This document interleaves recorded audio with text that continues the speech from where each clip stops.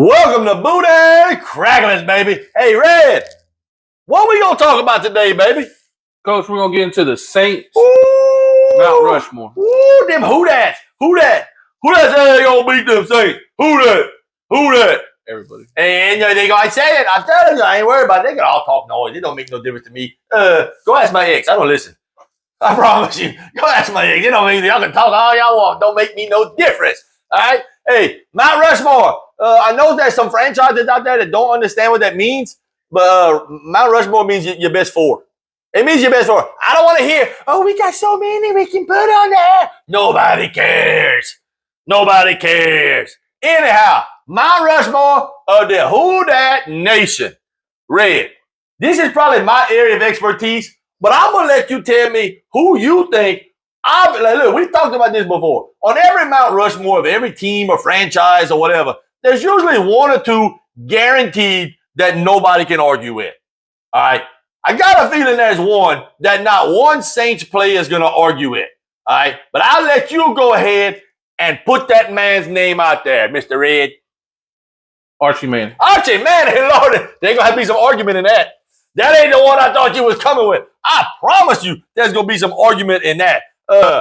When it's all said and done, Red, I'll tell you this. Listen, the man was important. The man was very important to the beginning of the New Orleans Saints franchise. He's not on my Mount Rushmore. Archie Manning is not on my Mount Rushmore of New Orleans Saints players for one main reason. What did he accomplish? He's in the Saints Ring of Honor. Oh, of course he is. He's an important player for the Saints. He was the face of your franchise for 11 years. Listen, there's some stuff that's in a toilet bowl that can be the face of the toilet bowl that don't make no difference. We were terrible when he was there. We were absolutely doo-doo when he was there. Listen, I love Archie Manning. I love both the Manning boys. They from Louisiana. You know, I get all that. There's more than two. Well, there ain't but two that play ball. Not professional ball. Well, one got hurt. That ain't my fault. That ain't his fault. That ain't my fault. Listen, Archie played on a terrible team. What about it? Listen, when it's all said and done, people, listen, Archie Manning is a great symbol of New Orleans Saints football. He is a great symbol. He was the first symbol of New Orleans Saints football. But when we talk about players, when we get into this in a couple of minutes, I'm going to tell you there's one I left off, but I wanted to leave on because of what he's done for the franchise away from the field. But when we talk about the Mount Rushmore, we have to talk about what they did on the field, right? Okay, how are quarterbacks ranked or rated in general? By wins and Super Bowls, right? So that was going to be, I'm assuming that's your first one. Archie? No. Absolutely not. No, Drew Brees. Drew Brees. I mean, listen, folks, if he's not your number one on the Mount Rushmore of New Orleans Saints, you is stupid. He'll be right there. He's right there. He's right there next to Archie Manning. People, somebody tell Drew Brees and Archie Manning are not in the same conversation. They are not in the same conversation. Matter of fact, I'm going to tell you, Archie was not even my second quarterback. Archie Manning is not even the second best quarterback to play for the Saints. Matter of fact, we've had several quarterbacks that take us to the playoffs. Archie Manning never sniffed a 50-50 season. Are you guys listen? And now you got me bashing Archie Manning, which is not what I'm trying to do. Yes, that ain't what I'm trying to do. Please continue. But are you kidding me? There is no way you can sit here and try to compare Archie Manning with Drew Brees. That's not comparable. That is not comparable. Just because they played the same position, one of them retired, the leading passer in the NFL, and the other one never had a 500 season. Are you kidding me, Red? Are you kidding me? This is stuff I got to deal with, folks. Are you kidding me? Archie Manning and Drew Brees? Lord have mercy, people. Lord, you got me fascinated and flabbergasted and all them other F words. I'm just, what in the world? Listen, for you to sit here and make an argument for Archie Manning, he was one I considered to put on there, but when it's all said and done, to compare him and say name him before Drew Brees and say he's right there beside him? All reason I said him because he is the first face of y'all's franchise. Oh, Lord. Hey, bartender. I'm going to need a double shot in here. Okay, if you want to make an argument that Archie Manning should be on the Mount Rushmore of Saints, we can have that argument. To sit there and compare him and say he's side by side with Drew Brees may be the absolute ludicrous comparison I've ever heard in sports history. That's how crazy it is. No. There is a big difference between Archie Manning and Drew Brees. Okay. I'll take your word for it. I tell you what, folks, y'all let it know. Like I said, Archie Manning is an important figure in the history of Saints. His numbers ain't a whole lot better than mine.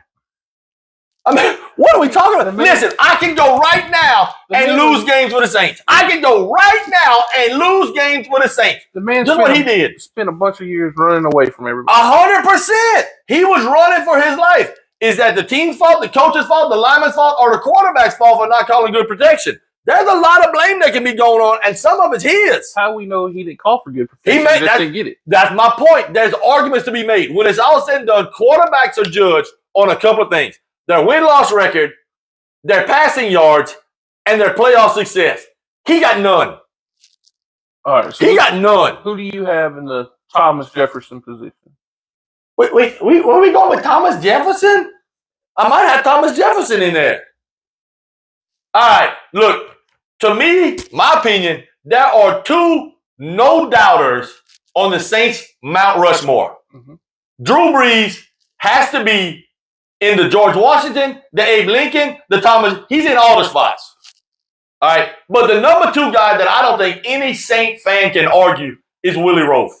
Yeah. Willie Roaf, listen, again, we've talked about this before in the past. When you're not in the quarterback position, the running back, the receiver, when you're not in a flashy position, it's easy to overlook.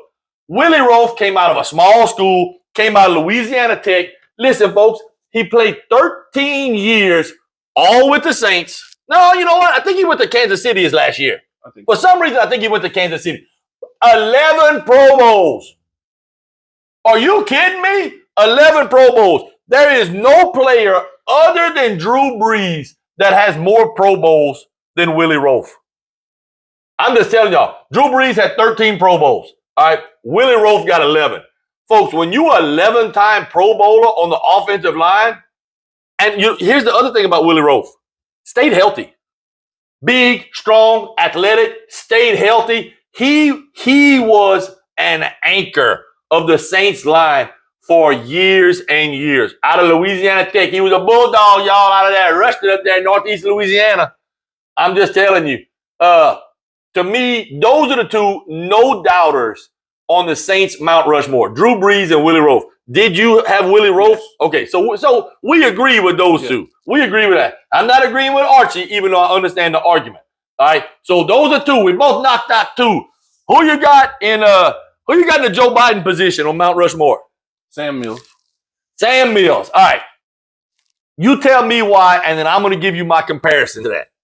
He was the leader of the Dome Patrol. Was he, though? Okay, so, and I'm going to tell you, what I'm going to throw back is a comparison to who you have. Mm-hmm. I feel like you throwing up Sam Mills is to represent the Dome Patrol and what they meant to New Orleans, to the Saints. All right. I'm going to do the same thing, except I'm going to throw up somebody different. I'm going to throw up Ricky Jackson. All right. I'm going to throw up Ricky Jackson. Listen, there's a lot of debate over the years as to who led the Dome Patrol. All right. You got Sam Mills. You can't argue any of these guys. Do you know, Red, that the Saints did something that I don't think any other franchise has ever done? Had all four linebackers made the Pro Bowl in 1 year. Yeah. Are you kidding me, people? You stop and think about how dominant you must be. Sam Mills, Ricky Jackson, Vaughn Johnson, and Pat Swilling. Now, out of those three, I think you can make the argument Sam Mills was the leader, I think you can make the argument Ricky Jackson was the leader, and I think you can make the argument that Pat Swilling was the leader.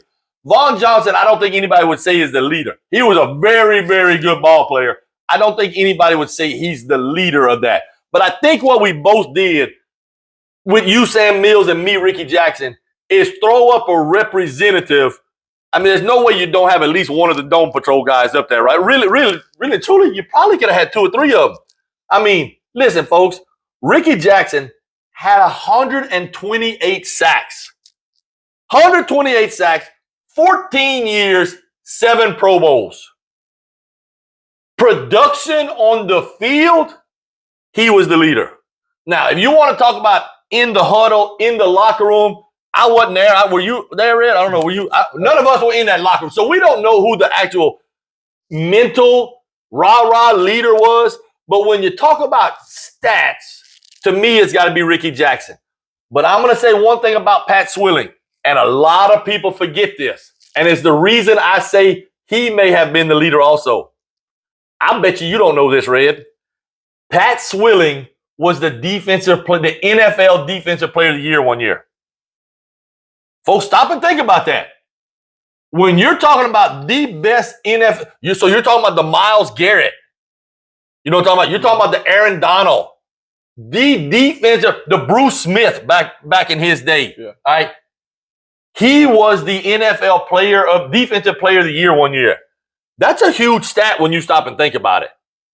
And he is not the guy, or really the top 2 guys that we named off the Dome Patrol. Nope.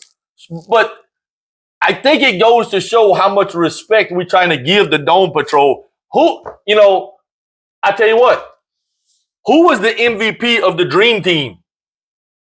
You can't go wrong. Yeah. You can sit here and say the Dream Team, the basketball in the Olympics in 92, 94, whatever it was. That was a couple of years back. But you can sit here and make the argument about 4 different guys was the MVP, and you're not going to be wrong. All right. But you can't argue that was probably the best team of any sport ever assembled. All right. We're trying to give our respect to the Dome Patrol. He got Sam Mills. Sam Mills ended up a Carolina Panther. Rest his peace. Passed away a couple of years ago. Rest in peace. He was also the field general and was the defensive captain for the entire unit. Yeah. Well, okay. So now the captain, a lot of times that's going to be the middle linebacker, right? On almost any team. You can be a rookie, come in. Middle linebacker is the one passing the signals, no matter who the best player is. All right. I bet you Deion Sanders was never the captain of his defensive team. That's usually a middle linebacker position. Pat Swilling and Ricky Jackson were kind of those outside linebackers and edge rushers. So, yeah, I understand Sam Mills is the field general and the captain.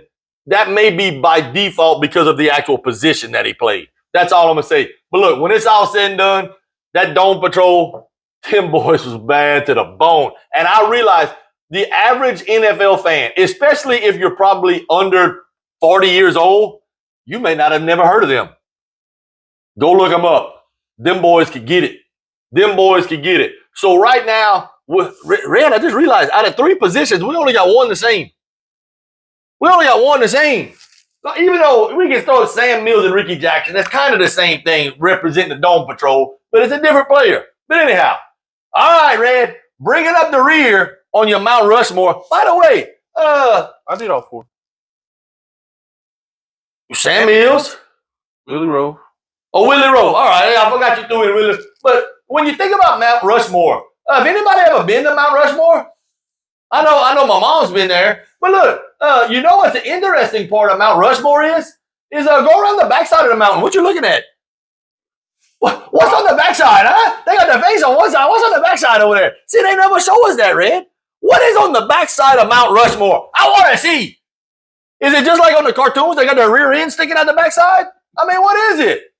And who carved that, by the way? Who carved the backside? Who carved the backside? That's what I need to know. I don't think anyone did. All right, and look, my 4th person, not necessarily my last person, but my 4th person. And I'm going to tell you, I kicked around several guys on this for my last position. Archie was one of them. To be respectful, Archie was one of them. Marcus Colston was a guy that I thought about for a while. There were some other guys back in the day. Eric Martin, Dalton Hilliard. These are guys that only true blue Whodats know those names, but meant so much to our program. Tony Galbraith, Hookie Guyjon, all those guys meant a ton to our program, to our franchise. But the guy that I ended up settling on, 24 years and 7 Pro Bowls. 24 years, not all with the Saints. I think it was about 12 or 13 of them with the Saints. 7 Pro Bowls, 6 of those with the Saints. Martin Anderson. Okay. I mean, listen, guys. Giving the kicker some love. When it's all said and done, go back to the mid-90s or early 90s and see how many games he won for us. When we finally came out of the basement of the NFL and became somewhat relevant in the late 80s and early 90s and actually made us a playoff run a couple of years with, by the way, Bobby Hebert, who was actually one of the first ones that I left off the list. And I'll talk about him in a second. But you go back and look at those games. Martin Anderson won so many of those games because back then, folks, a 50-yard field goal was something special. Nowadays, I realize it's kind of child's play. But back then, he was one of the only ones who was consistently kicking 50, 52, 53-yarders for game winners.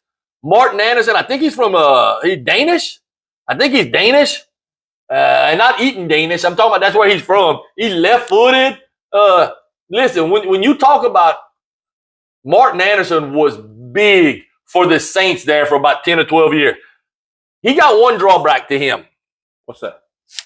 He went and played for them Dirty Birds, which is also something Bobby Hebert did. He went and played for the Dirty Birds. And Joe Horn, didn't he? Telephone? Mr. Telephone, man. There's something wrong with my line. Listen, Bobby Hebert. Let's talk about Bobby Hebert real quick. He was the guy I told you that I actually have Archie Manning behind. Mm-hmm. I'm going to tell you why I have Bobby Hebert ranked ahead of Archie Manning. And folks, that is a huge statement. That's a huge statement. And there's going to be a lot of Whodat people out there that's going to say, Coach, you crazy. 2 things. Number 1, Bobby Hebert took us to our very first playoff game. Okay. He led us to he was the quarterback. He is literally the founding father of the Whodat Nation. Whodat Nation started with Bobby Hebert, the Cajun Cannon from Cutoff, Louisiana, played football at Northwestern State University. By the way, a lot of people don't know that. He was a demon up in Natchitoches. And you know who his receiver was? Mark Super Duper. Made his fame with the Miami Dolphins and Dan Marino. Mark Duper, folks, didn't play high school football. He was a track star in high school. Grew up down there around Moorville, Louisiana. All right. Came to Northwestern as a track star. They put his butt out there in the football field. Hey, man, run fast and catch it. I got you, coach. I got you, coach. Hey, can you go do that with Dan Marino? Yep, I can do that too. I'm just telling you. So Bobby Hebert and Mark Duper were a stud combination in college at Northwestern and then went on and both had great careers. But I don't have Bobby Hebert on the Mount Rushmore. But for what he did as a Louisiana, he's almost like Coach O. Did y'all win that playoff game? No, not the first one. Not the first one. Who won the first playoff game? First playoff game won was Aaron Brooks against the Rams. Right. Guess who was there? Me. I remember watching it. Hey, guess who was there for the first playoff game of Bobby Hebert against? I think it was the Falcons? Who did we play first game? I don't remember. I think it might have been the Falcons. For some reason, I'm thinking it was the Falcons. Me, first home playoff game. Me, I was sitting right there. All right, I'm just telling y'all. That was back in like 1992 or some junk like that. 90. You know what? I think it might have been 91. I'm going with 91. What you got? Hey, look, that's our stat man right there. That's the stat guy. But I think it was 91. All right, Bobby Hebert led us to the playoffs. But here's the other reason I have Bobby Hebert over Archie Manning. It's what he's done. 1987 NFC wild card game against the Minnesota Vikings. That was on the road, though. I'm talking about the first home playoff. But Bobby Hebert led us to that game. Bobby Hebert led us to that. The very first home playoff game was against the Falcons. I tell you that. I know. I ain't got to look that up. You know why? Because I seen it with my own eyes. I think it was 1991. First home playoff game. Yeah. Bucks losing 27-20. 27 to 8. Hey, look, I'm gonna even tell you, they hit a receiver down the sideline. He can run right underneath me right there. I was so mad, Lord have mercy, I started to jump on the field. But anyhow, John Carney's not on your list. John Carter. Hey, listen, y'all go back and watch that play. Martin Anderson, I was like, is that the guy that missed that kick? No, Martin Anderson was an absolute stud for us back in the late 80s and early 90s. Went on to the Falcons and was a Pro Bowler with the Falcons. All right. But one of the main reason I have Bobby Hebert is for what he's done after his career at the Saints. He is the voice of Saints football after the game. He is, what is it, WWL? I don't want to give no shout outs to no other whatever, but the radio station down there, he is the voice of Saints football after the game. For a while, Hookie Gajon called it. I know you don't know who that is, but anyhow, I know who it is, and you Saints fans know who it is. But I have Bobby up there not just for what he did on the field, but what he's done off the field for promoting Saints football. All right, I don't have him on the Mount Rushmore, but that's why I had him ahead of Archie. He did more on the field, and he's done as much off the field for the Saints program or franchise. All right, but that's my Mount Rushmore. If you disagree with it, you know what it means? Yeah, cool off you. That's what it means. You a fool. You crazy. Now, Red's Mount Rushmore? Look, that's a Cowboy fan. That's a Cowboy fan. That's a pretty strong Mount Rushmore. It's not bad. Listen, you throw up Archie on there, like I said, he was in my conversation. You got Archie, Drew Brees, Willie Rowe, and Sam Mills. Archie and Sam Mills I considered. They were in my top 7 or 8. I would say I considered the 4 I have, and I considered Sam Mills, I considered Pat Swilling, I considered Archie, and I considered Marcus Colston. I would say those were probably whatever that is, 7, 8, 9, 14, whatever that was. I don't know. I ain't a math major. But anyhow, that is New Orleans Saints Mount Rushmore, baby. Hey, join us next time on Booty and Crackling. Find us on Facebook, YouTube, Instagram, Spotify, TikTok. Email the show at bootandcracklinsports@gmail.com.